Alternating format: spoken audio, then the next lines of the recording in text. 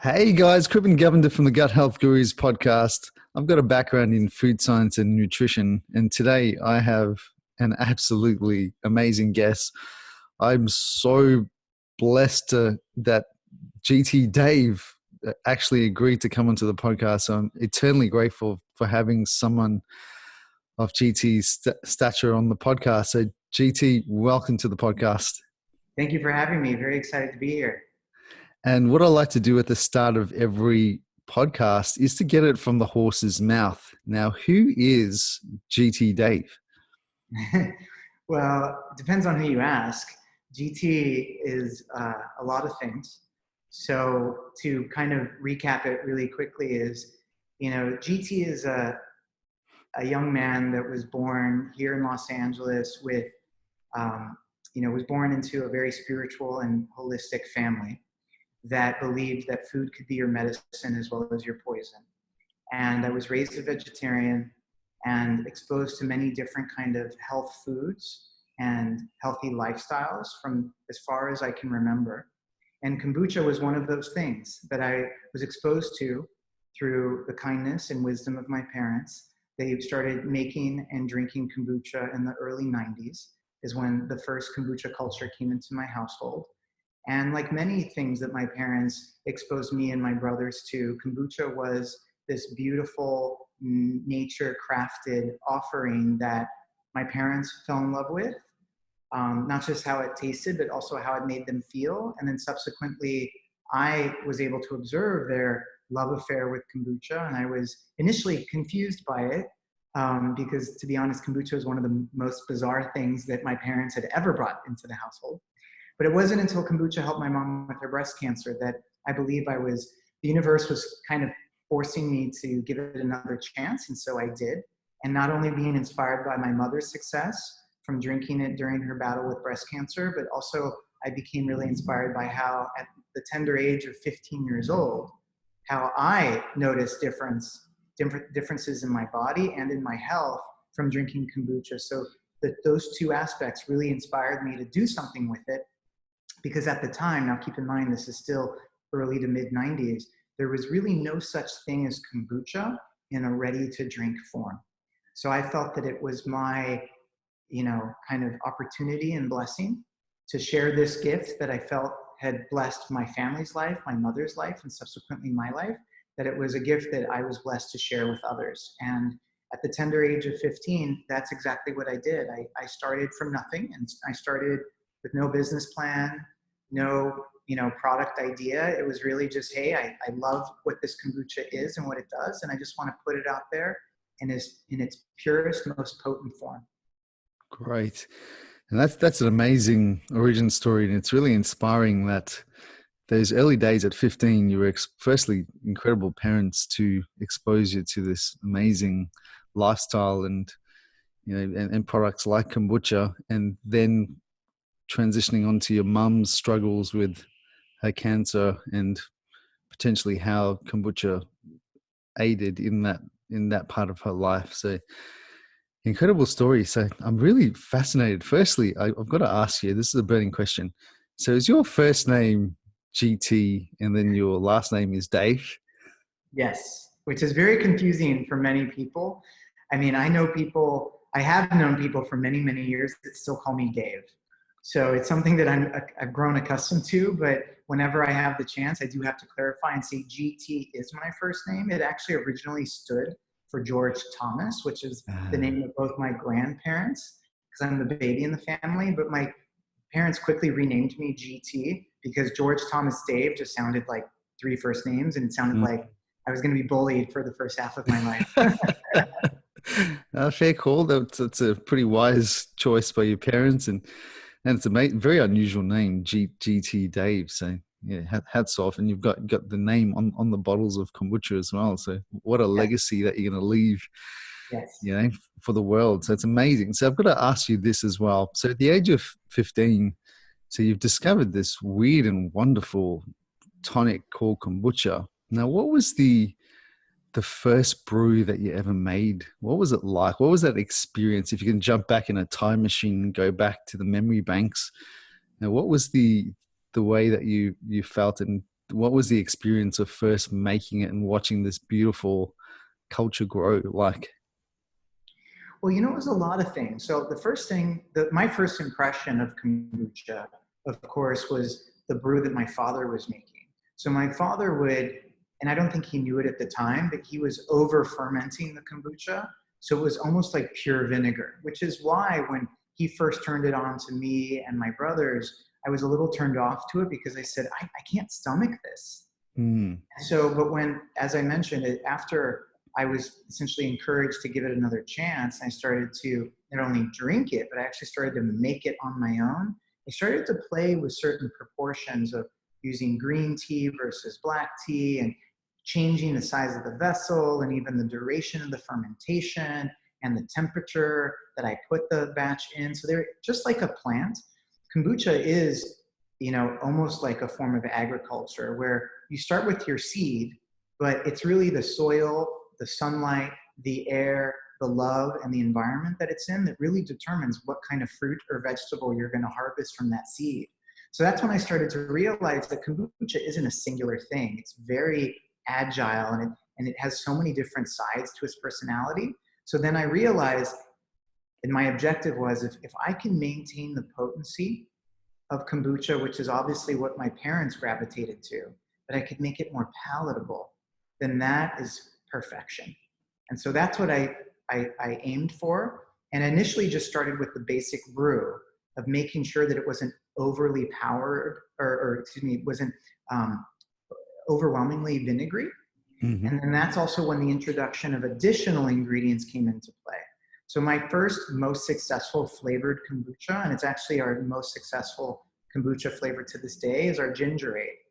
And the reason why I bring that up is the gingerade is one of my most successful and one of my proudest offerings, because in my mind, if you can make something delicious and make it functional, then that's the best of both worlds. And so, I never wanted to dilute my kombucha. I certainly wasn't trying to turn it into a fruit juice by diluting it with these sweetened juices, but I really wanted to do something that would enhance its personality in a positive way, but also even enhance its benefits and its health attributes. And our gingerade certainly does that. Mm. No, I agree with you. And there's so many interesting nuggets right there, Dave, that, yeah, kombucha is like this symbiotic culture, isn't it? And it's alive. So whether it's the environment and the oxygen that's flowing through it, also I'm a huge believer of just the gratitude and the spirituality aspect of the household as well, that because water is impacted by energy. Yes. So it's not surprising. I'm not sure whether you've seen some of the work of Dr. Emoto on water and formations of water crystals and gratitude and all that kind of stuff, which is fascinating to me. So I'm firmly believing that the energy that we put into it, the love that we give, even like with plants in the garden, the love that we give it is definitely expressed within the end product, whether it be a plant that you're growing, a seedling to a plant, or a batch of kombucha. So that's really beautiful. So you started to use the ginger almost in the I don't want to get too complex too early, but just for the listeners, we've also had some experts in the kombucha world, which you might know as well. Hannah Crum's been on the podcast in the past, so people could jump back and listen to that episode. And we had another very interesting character from Canada, Sebastian Bureau, and he's been on the podcast from a food science perspective as well. But Dave is really one of the pioneers. So I wanted to understand, from his perspective, what his views on kombucha are. So you used the ginger being one of your most favorite and famous brews. So did you use ginger in the first ferment, or did you use it in the second ferment? That's a great question. So, this is my opinion. I'm not saying that I'm the end all be all, but in my opinion and in my experience, I've noticed that kombucha really loves simplicity. And what I mean by that is, yes, a lot of very artistic, artisanal people would say, well, why are we using basic green and black tea? Let's use white tea. Let's use yerba mate. Let's use all these exotic teas. Well, the reality is that sounds lovely and you'll get an initially good tasting batch. but over time, you'll slowly start to kill the culture because you start to starve it of certain things that it needs to thrive. So kombucha really does thrive the most in just a simple black tea base. And the reason for that is, for those listening that don't know this, black tea is the same plant of a green tea. It's just fermented. Yeah. And that fermentation creates other qualities that really enhance and encourage the fermentation of kombucha.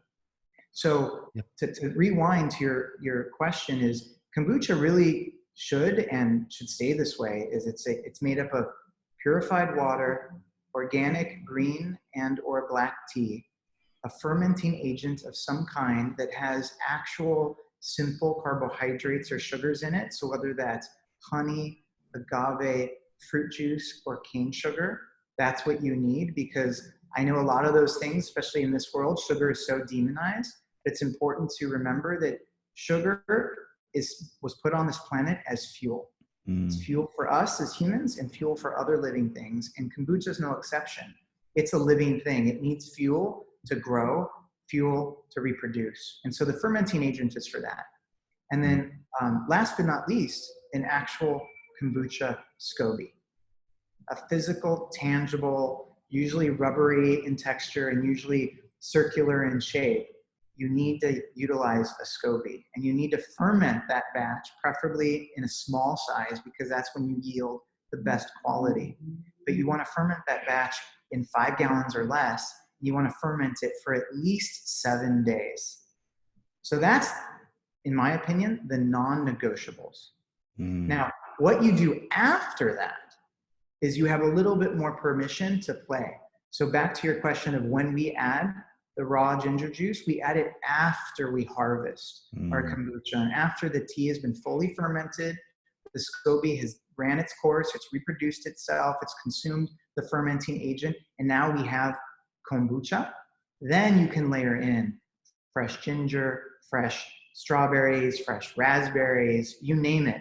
But that initial fermentation is really, in very many ways, like the baby in the female's womb. That's the most sensitive time. You really don't want to mess with that. Absolutely.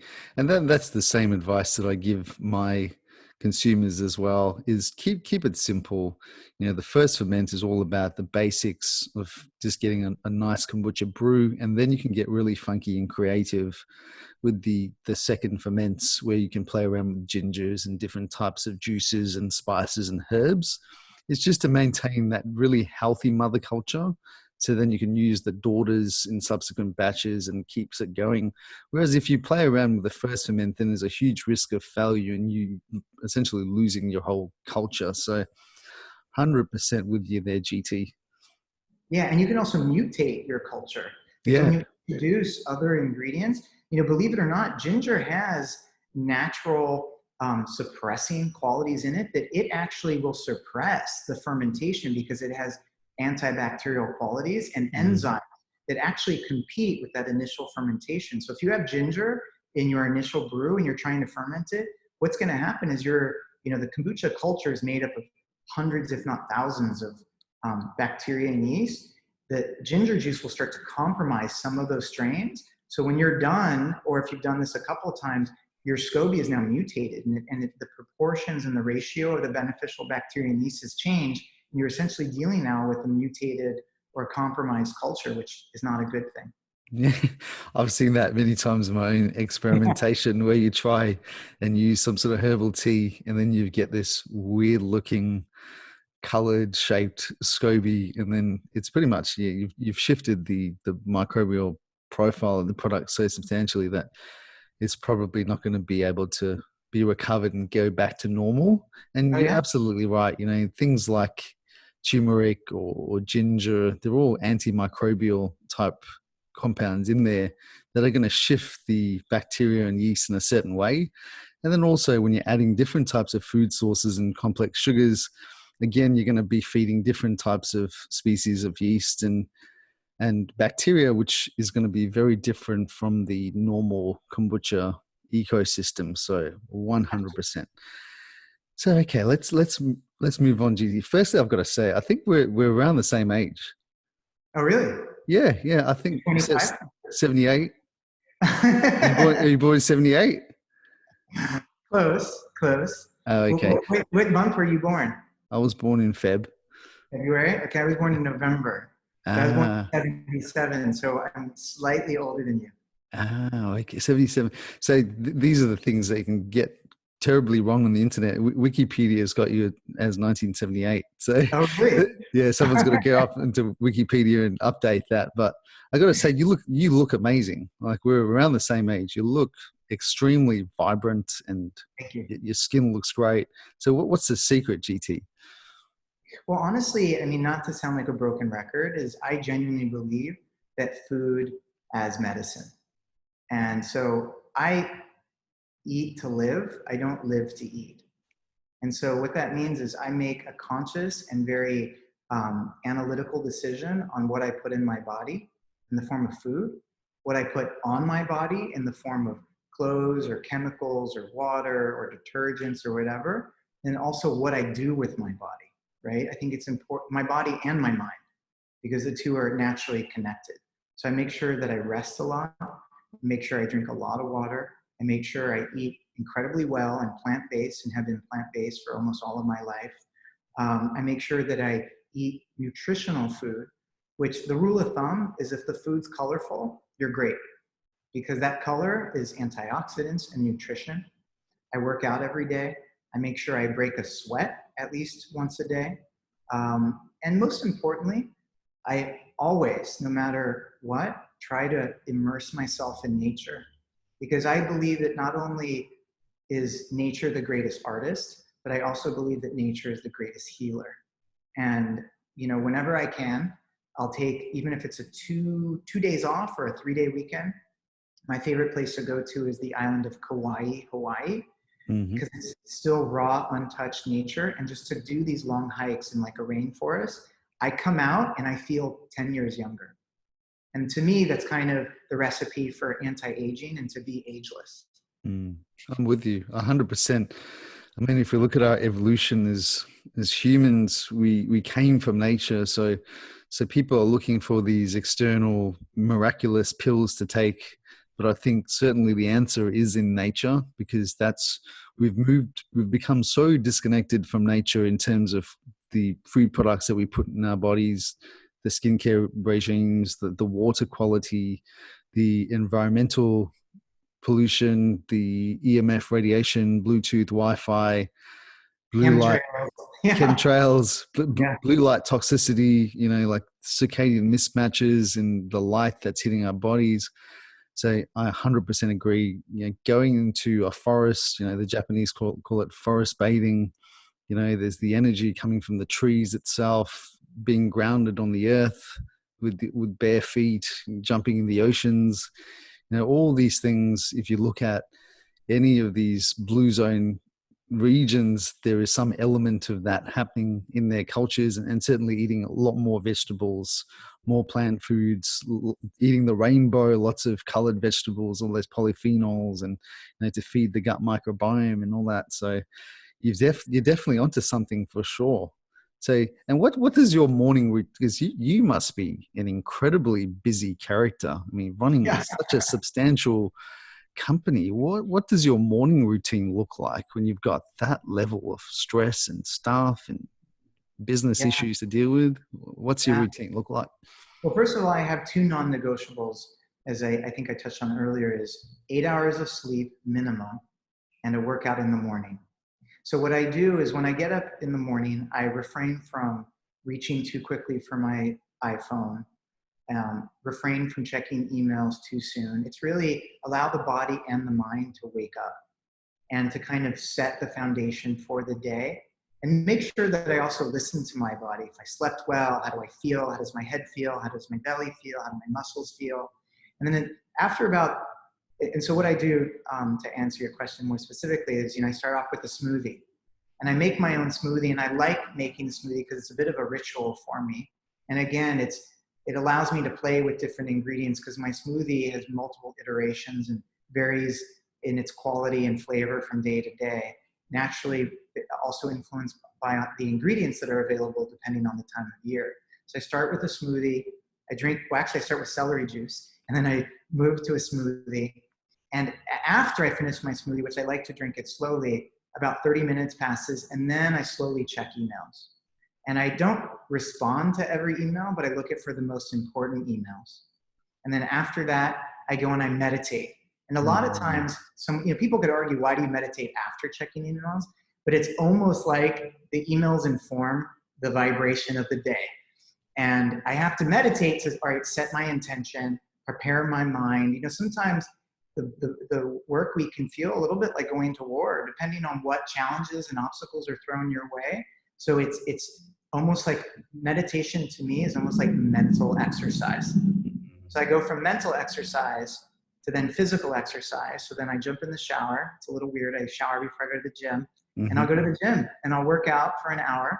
And my workouts consist of weightlifting, kickboxing, cardio, yoga, Pilates, whatever, or a hike, anything that will keep my body guessing on what I'm going to throw its way as far as exercise, and things that also stimulate me mentally, which is why I love kickboxing, because I love the choreography, if you will, of that type of activity. And then from there, I come to the office, and, whatever the world is holding for me that day, whether it's innovation, whether it's financial matters, whether it's business decisions, whether it's creative decisions, or all of the above, I feel that I'm now ready to take on the world. And so that's what my Monday through Friday mostly looks like. That's incredible. It's a very grounded way to start the day. And I must ask, because I'm also a practitioner of yoga and also meditation and also martial arts in terms of Krav Maga. So what type of meditation technique do you use? It varies, because to me, and I think this is important for anybody listening to this, meditation, it doesn't need to be something so specific. And I think a lot of times people are intimidated by meditation because they think that they have to sit in a certain pose and they have to have their hands in a certain way and they have to be chanting or doing Buddhism, Hinduism, something. And no, meditation to me is taking a mindful moment to have a conversation with yourself, whether that's how your day went, how your week went, how your month went, how your year went, how your life is going. So which is more retrospective, or looking forward and saying, this is what I want out of the day. And so again, it can be a combination of those two things. It can also be just like, and a lot of times I do this, especially when times are tough, is you have a meditation of gratitude, which almost becomes like a mantra. Because I think it's important, especially in this day and age with social media and smartphones and internet and all of that, that we've certainly become disconnected. And we've also become so pressured, whether we know it or not, about this instantaneous gratification, success, accomplishment, results, whatever you want to call it. And it's self-imposed pressure. And through that self-imposed pressure, we overlook the things that, in my opinion, are the most meaningful. Our loved ones, health and, air in our lungs and a heartbeat in our bodies, a clear head, the ability to get up, having a roof over our head, having running water, all those little things that we take for granted. I think it's important on a regular basis that you acknowledge them. And also acknowledge, again, the most important thing on this planet is Mother Nature, and thank her for providing these things. Whether, again, it's the squirrel that you see run across the tree branch when you look out your window, or the bird, or the sunshine, or the rain, or the clouds, or the wind. I think it's important to ground yourself in that nature. And just like you said earlier, just like physically grounding yourself in nature with bare feet on the soil, I think you have to do it from a mental standpoint as well. 100% agree, GT. I mean, it's almost like hedonic adaptation. You look at the lives that most of us live, we're incredibly blessed. There's a roof over our head, there's food in the fridge, there's running water. Most of the people in the world probably are struggling to access that. But when we go back and think about what we have and we're grateful for it, it just sets such a beautiful tone for the rest of the day. And even, just being grateful for your health, for your family. And this is a practice that I do with my children practically every day is during our dinner time, we go around our table and we just talk about just one thing you're grateful for the day. And we go down around 3 times. And then it just teaches them to just not get stuck into that hedonic adaptation and just almost take it for granted. It's just Yeah. like what we have is incredibly special. So it's great to acknowledge that and connect with the heart as well and be fully appreciative of what you have. So 100% agree. Yeah. So The one it's, thing I'll add yeah, that it yeah, also teaches you, which is so incredibly important, is empathy. Because if you understand what you've been blessed with, that to be honest, I was born in this world as a white male. I didn't make that decision, but that's a benefit that I've had in my world. And in many ways, it's what's made me lucky. But there are people that been born into this world without a roof over their head, without full mental capacity, without full physical capacity. With some people don't have a mother or a mother that they know or a father that they know or education or all these things that, again, I'm guilty of taking for granted. But when you stop and you take that moment and you thank the universe for, thank you for making me healthy, and thank you for blessing me with these things, and thank you for blessing me with these people. When you then later that day encounter somebody that doesn't have it, your heart goes out to them because you understand that they likely weren't responsible for those deficiencies, but their reality is different than mine or yours. And so you need to recognize that. I think that's really important. totally. And I mean, we've got the lucky lottery ticket being born in this time and in this environment that we're both in. So incredibly blessed, and I think to acknowledge it is extremely important, and it sets the frame for the rest of the day. I think gratitude also invites more of that. So if you say, and my kids always ask me, what do I say I'm grateful for? And I say, just talk about something that you want more of. So, Yes. more family time or more security and more. Buy. Sorry, say that again. Things you can't buy. You can't buy. That's the Yeah, important part. exactly. And that's a great frame to come to gratitude from. Absolutely. So GT, we jump around heaps in this podcast, and I'll segue back onto the kombucha story because I think people really want to dig deep in that and understand it more. So you went from almost kind of brewing it at home for your family, for yourself, for your mum, and then how did that then transition to a commercial enterprise? Well, it's a really interesting question that I'll answer. So the stars virtually aligned because what happened is I was 15 years old. I was failing all my classes in high school. I was being bullied for being a young gay male in high God. school. So I had no friends and I felt like an outcast. And I didn't have a purpose. And when kombucha came into the household, it clearly was something very special. And so I recognized that very early on. And then when I realized that people weren't able to access it in the form that I was able to, and in a way that I believed they should be able to, I became inspired. And so in many ways, I've said this before, that I don't think that I chose kombucha, I think it chose me. And what it did is it gave me purpose. And this weird tasting, smelling, looking thing called kombucha resonated with me because at the time I felt weird and I felt different. And so together I felt we could be weird. And it gave me this bravery and this purpose that, again, I never thought I was starting a business.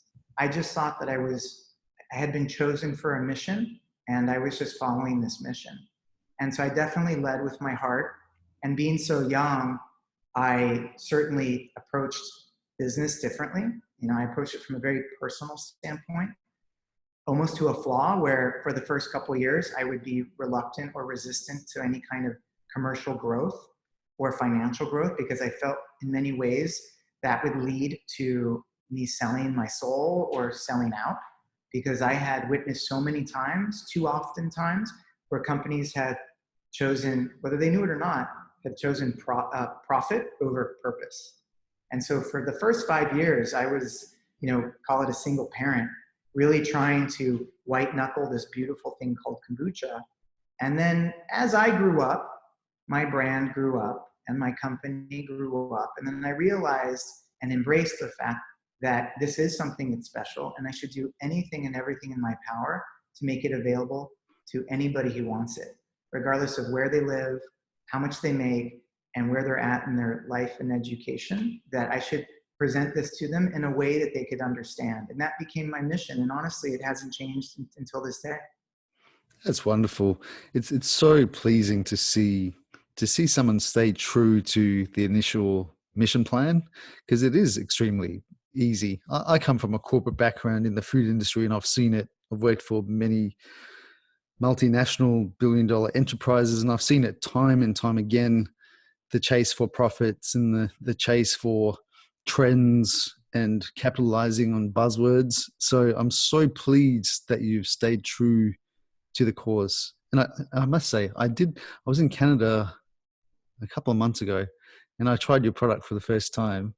And it was amazing. It was so good. You like it? Good. I loved it, because being a long-time kombucha brewer and fermented food maker, I'm pretty critical of the products that I taste. But I must admit, it was very true to what kombucha is supposed to taste like, because we're seeing this in Australia at the moment, where kombucha's gone from, like almost in that hippie space to now mainstream.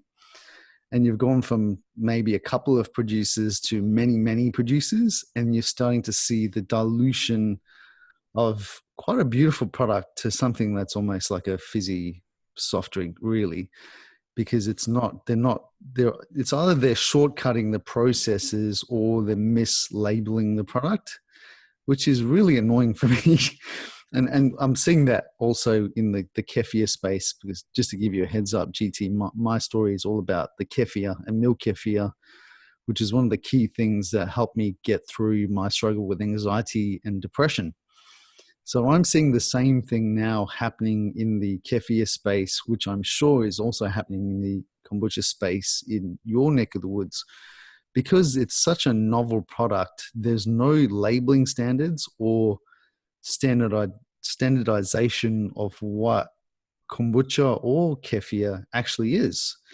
So there's a lot of companies out there that use starter cultures. For instance, in kombucha making, you can put spores in now, like heat labile spores, and pasteurize the product, and they're still calling it kombucha. And there's the same thing happening with kefir, where they're using yogurt cultures, which have nothing to do with kefir, and then calling it kefir. So what's your feelings and thoughts on the actual integrity of kombucha or kefir or whatever it is? What's your stance on that? Well, for me to fully articulate my stance, we would need like 2 hours. I'll really, disseminate it into something very digestible. So first and foremost, it's something that I'm very concerned about and I'm very passionate about. Because to your very good point, in this world, whether we know it or not, it is so common to take something that's special and unique and powerful, and as soon as it becomes mainstream or approaching mainstream status, that we somehow, some way think we have to dumb it down, we have to simplify it, we have to standardize it, which means you're doing things, you see it in milk, you see it in vegetables, you see it in fruit now, whether it's homogenization, pasteurization, filtering, concentrating, whatever. And this is all, and again, I'm saying this out of love, but the reality is it's all in the chase for more profit. Because when you make something like kombucha or a kefir or something that's delicate and handcrafted and like a fruit or vegetable is not easily mass produced, you have to honor its qualities. Like I said earlier, kombucha is like a plant. I'm not making kombucha. Nature's making kombucha. I'm just a servant or a conduit for getting the ingredients and the vessel and the batch together. But after that, it's all in nature's hands. But in the commercial world, us as humans, we always think that we're the ones creating things. And so what you're seeing is kind of what we've seen before. I mean, when I was a child, even in the very healthy household that I grew up in, Yoplait yogurt was my definition of yogurt. And it breaks my heart and it troubles my heart to think that currently we are on a path, no matter what country you live in, that kombucha may one day be like a Yoplait yogurt, where it has kombucha on the label, but what is it? Is it a new age soda that somebody just artificially carbonated, threw in a vinegar or some kind of concentrate or some kind of probiotic and then called it a day? Well, that's not kombucha. Not that to say that that product is not a good product, it's just not a kombucha product. Mm. So what I did recently, earlier this year, you mentioned earlier Hannah Crum. Yeah. So Hannah Crum is the founder of Kombucha Brewers International, which is our trade association.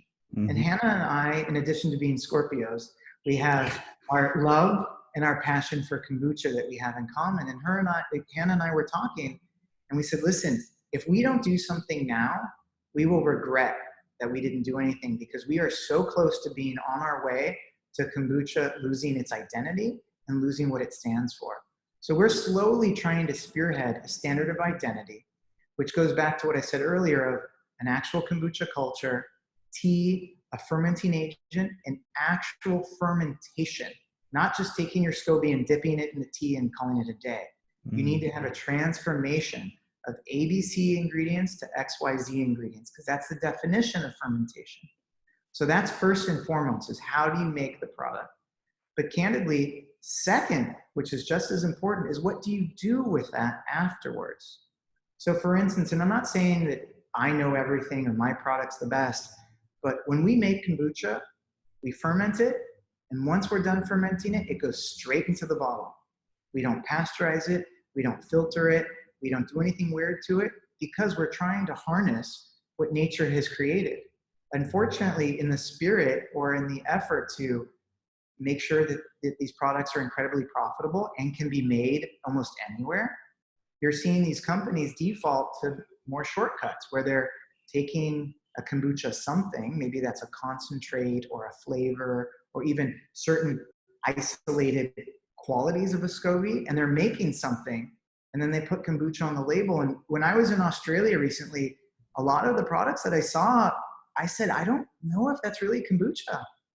And I feel for the consumer who hears about kombucha and thinks that it can change their life and their health and goes and buys that product, because you know what?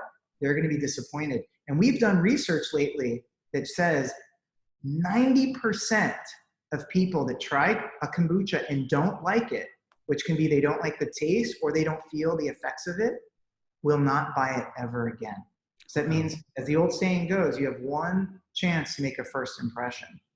And that's what I'm worried about. Is for the last 25 years, I've worked very, very hard to make sure that people understand and appreciate what makes kombucha kombucha. But I see that changing, and to be honest, it's scary. It's very scary.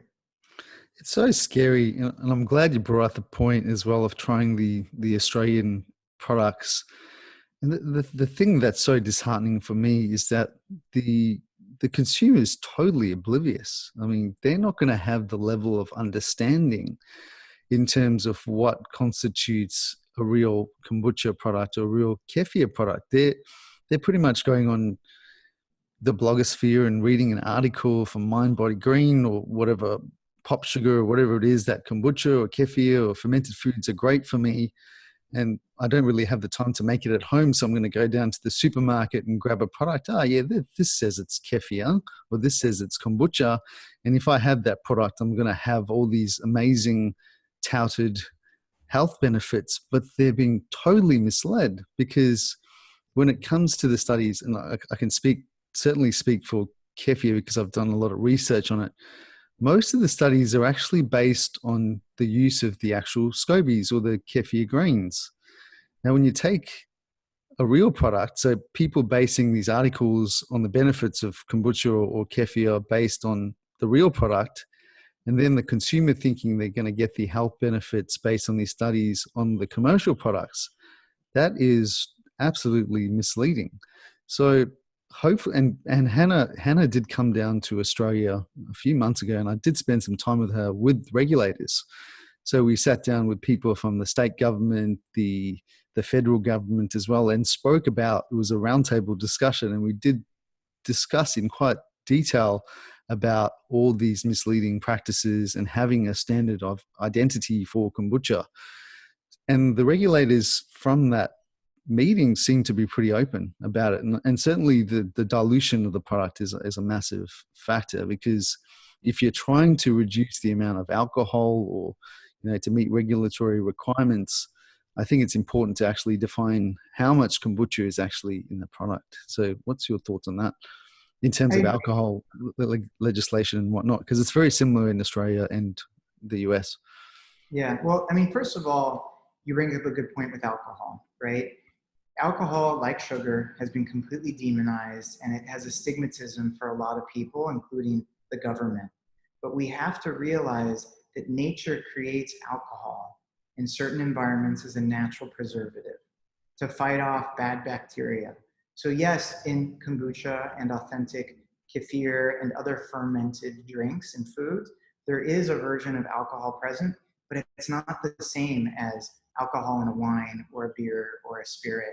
And it's important to recognize that because, and I've said this before, kombucha is one of many beautiful fermented foods that our bodies need. It is not the singular only thing that we need.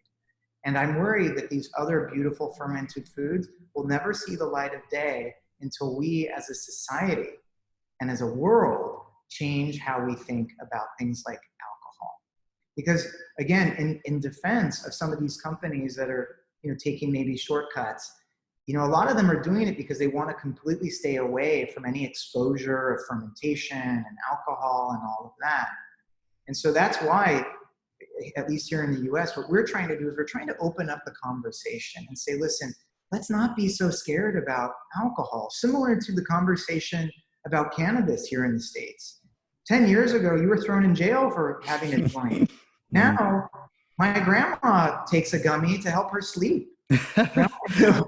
It's changed. The consciousness has changed. And that's what I think kombucha is no exception.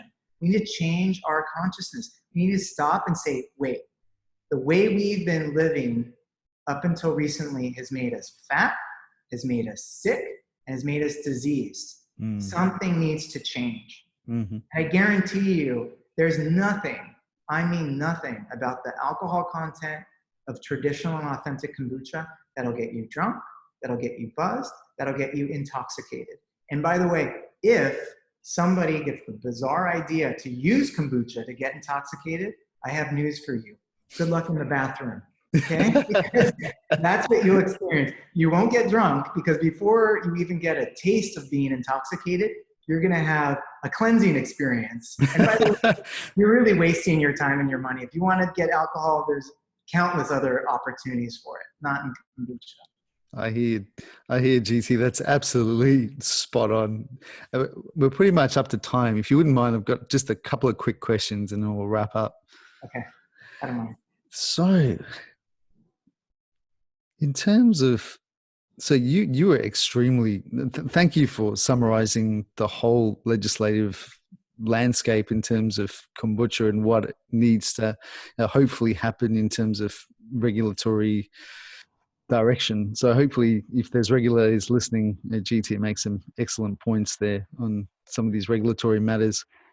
I must say, the other complicated thing, GT, is going to be the taxation element of it. So that's going to be a tough one to get through. But we'll leave that. We'll leave that discussion. So I'm really interested to hear. So you were extremely early when it came to kombucha and identifying the health benefits, and then so brilliantly bringing the product to market and making it accessible to everybody in a pure form. Now, is there any other products or innovations that you're seeing that could potentially be the kombucha in the next 10 years?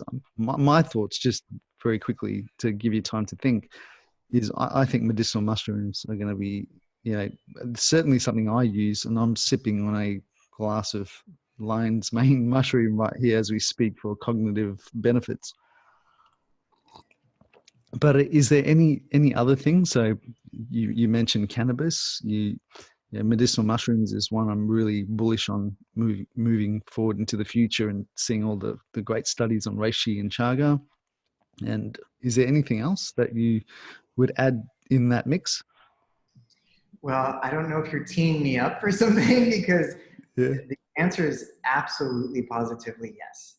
And we've already made, as a company and as a brand, commitments to these emerging and even infantile or categories that are in their infancy. Because just like I said earlier, kombucha is one of many, many beautiful things that we can ingest to change our lives for the better.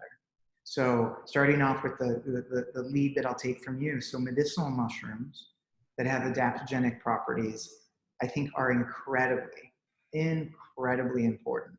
So we have a product right now called Alive, which is our adaptogenic tea. And we utilize a trio of medicinal mushrooms. We use reishi, chaga, and turkey tail.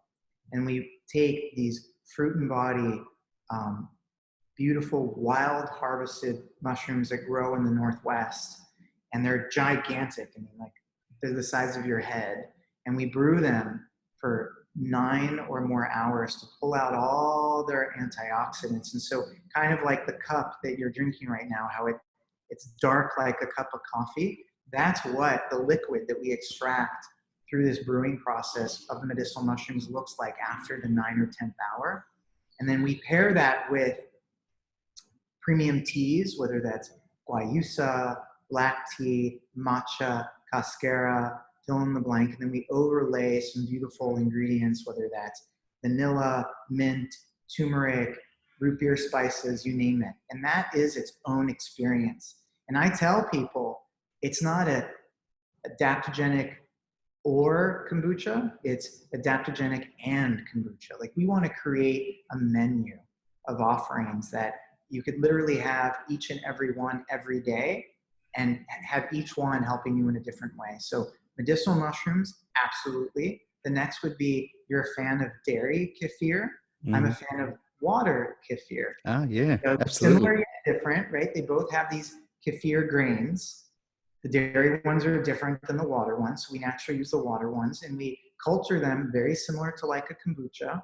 We, as you likely know, kefir is similar to kombucha, but where it's different, it actually has more probiotics than kombucha. But what it doesn't have is it doesn't have the organic acids. And so it's a different experience. And again, it's a kombucha and water kefir, not an or, because also it's a different fermentation. Water kefir is a lacto ferment and kombucha is an acetobacter ferment. Both are different, but both are equally great. In addition to that, we have a fermented coconut water, which is similar to a kefir, but you're utilizing some of the naturally occurring wild organisms within the raw coconut water and in the raw coconut meat. So we have a completely vegan, completely raw coconut yogurt called Coco Yo that we literally bring in coconuts from Thailand, crack them open here in LA, drain the water, ferment the water, and scoop out the very, very thin meat and make yogurt out of it. So that's something that we are doing and we're very passionate about. You mentioned cannabis. I absolutely positively think that whether it's CBD for cognitive health or THC and the other cannabinoids that have so many different benefits and purposes within our body that we are barely scratching the surface on. I'm a big fan of cannabis. I think it honestly will hopefully reduce the consumption of alcohol as a recreational replacement for alcohol. And I think in many ways it's going to replace, and this is why it's controversial, a lot of pharmaceutical drugs. Because I believe, and I think we all know this, that the pharmaceutical industry copies nature, but in a chemical way, in an artificial way. And they do that naturally because they want to patent things, they want to protect their intellectual property. But what happens is they create a synthetic offering when the natural version is much cheaper and much readily available. But they do that to kind of block you. So I think cannabis is incredible. So I could go on, but again, not to sound redundant, but I believe food is medicine. And the saying of patient heal thyself, I think it's really important that we listen to our bodies, We find out what's good and make the good great, and what's bad, address it through nature and food, and using food as medicine. Totally agree. And being someone that's come from the food industry for the past 20 years, I can tell you that food is either the most powerful medicine or the most potent toxic product or poison. Yeah. So 100% agree on all the elements that you mentioned, the cannabis, the medicinal mushrooms, water kefir is absolutely stunning. The only thing with water kefir is I think we'll see improvements in future, but there isn't a lot of papers coming out on water kefir. I did see one recently that they did discover a new bifidobacteria in water kefir, which is a big deal because bifidobacteria, I think it's a very specific bifidobacteria found in water kefir grains. And bifidobacteria is extremely important for me, especially someone suffering from anxiety and depression for most of my life, because bifidobacteria produce tryptophan. And tryptophan is one of these precursor molecules that actually then cascades onto serotonin, which is your feel-good hormone, and then serotonin then cascades onto melatonin, which is your sleep hormone. So water kefir, I mean, not a lot of studies, but in our own community, we have seen incredible testimonials on the benefits of water kefir for mood enhancement, psoriasis, IBS, digestive issues. Hopefully we'll see some studies coming out to actually provide some scientific rigor on that as well. So GT, and one thing I would add, and I'd love your thoughts on, is especially someone listening to this suffering from mental health, which is a huge thing for me and huge area of interest. What's your thoughts on psilocybin mushrooms? Because it's definitely making some waves with what's happening in the FDA at the moment with the trials around post-traumatic stress disorder. So what's your thoughts on psilocybin, if you do have any? Well, I have lots of thoughts of psilocybin. So to put it simply, I am absolutely, positively in love with psilocybin. I'm a user. I've been using it. I used it when I was a child. It actually gave me my first kind of download or profound experience, which I'll share for another time. Sure. But focusing on more recent, first of all, moderation is key in anything in life. So psilocybin is a medicine, right? And if you use it like a medicine whether microdose or you use modest doses, at least initially to get acclimated to it, and that you understand that you also need to be in a controlled environment, preferably completely surrounded and immersed in nature. What psilocybin and things like psilocybin can do is it really opens up your mind and starts opening up channels of communication between different sides of your brain. And I believe psilocybin makes you smarter. I think it makes you more empathetic. And the beauty of it, which you can't say about a lot of other drugs, is that for me at least, after I use psilocybin, I feel smarter afterwards, and I remember everything that I experienced during that journey, which in a lot of drugs, especially the more synthetic drugs like Molly and MDMA and fill in the blank, it's completely a superficial experience. It's a fleeting moment, number one. Number two, then you come down afterwards and you hate your life and you hate humanity, which is obviously not a good thing. But whenever I use psilocybin, again, it makes me more creative. It makes me more in tune with nature. It makes me more in tune with my fellow human. There's nothing wrong with it. And honestly, I'll add to that, one thing that's like psilocybin, but clearly is different, which I've done as well, is ayahuasca. Because ayahuasca is a plant medicine like psilocybin. It's probably even more medicinal. I call it almost spiritual surgery. But when the time is right and when a person is ready, you can have a life-changing experience on something like ayahuasca.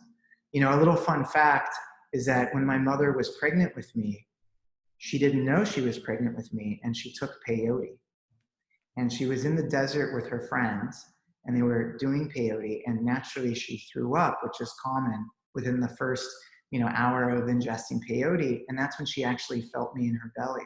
Wow. So again, I'm telling that story because I think these plant medicines not only make us more in touch with the world around us, but they certainly make us more in touch with ourselves, which is the problem right now, is that we are so disconnected with ourselves because we're so glued to our smartphone or our computer or whatever is buzzing or beeping around us. And that's why mental health is an issue. Yeah. An unaddressed issue. Absolutely. We're seeing a chronic epidemic of mental health crises across the world, and hopefully, some of these fermented foods, and certainly when the regulatory requirements improve in terms of access to things like psilocybin or some of these other therapies become available in a controlled setting with a practitioner, I think it's going to be world changing in terms of the mental health, dealing with the mental health crises. But simple things is just, it's putting the phone away, not getting addicted to it, having a meditation and yoga practice. These are some nice, easy ones to certainly improve the way you feel and improve anxiety and depression symptoms. Exactly. GT, thank you so much. You've been incredibly generous with your time. I'm so humbled and so grateful. And how I'd like to wrap my podcast up is, if there's one thing you could do for whether it's your mental health or gut health or health in general, because we've spoken about so many different elements today, what would that one thing be for someone to take away? If I was to do one thing for myself or just one thing in general? Just for the audience, like one thing to make a huge impact on their health. Honestly, I think if you pay attention to nature, I think she has all the answers, more than anything I could say. So again, like we said earlier, if you can immerse yourself in a completely raw, unadulterated environment where nature is the focal point, I think all your questions, curiosity, and problems will be resolved. That's beautiful. It all comes back to nature. Nature has this supreme, innate intelligence that we can all access. And I'm so glad you brought that up.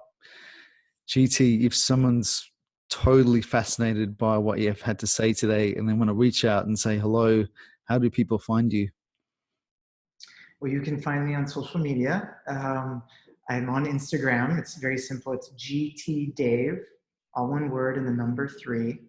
You can always email us at the company. Our email is very simple. It's info@drinkgts as in Sam.com.